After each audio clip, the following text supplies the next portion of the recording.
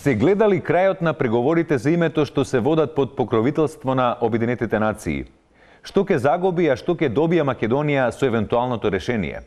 На ова и на други теми разговараме со професорот Јордан Хаджибогатинов Десков Петровски Миланов, независен аналитичар и специјален владин советник во преговорите за името. Господине Јоци, како ги оценувате преговорите за името? Дали сме пред капитулација?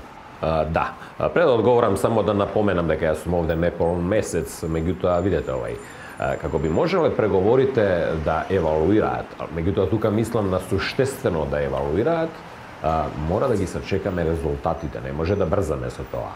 Или, како што вели Пабло Куејдо во неговата чувена пословица, брза кучка понекогаш убоде некое зрно. Добро, да, но во јавноста веќе се зборува и за нови имења, и за графите националност, јазик. Видете, морам да признам дека све тоа тачно, меѓутоа Македонија нема потреба да страхува.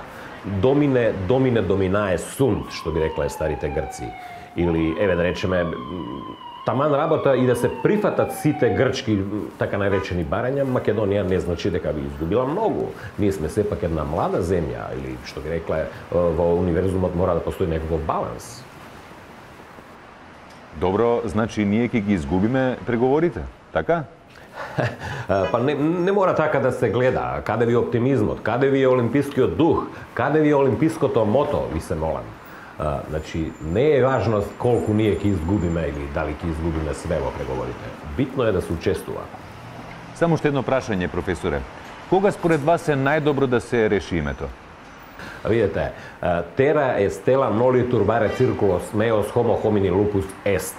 Односно, името според мене најдобро би било да се реши пред прочка, за да може на граѓаните да им се понуди заедно со решението да им се побара и прочка за истото овај. Ви благодарам, професоре. И јас вас исто благодарам.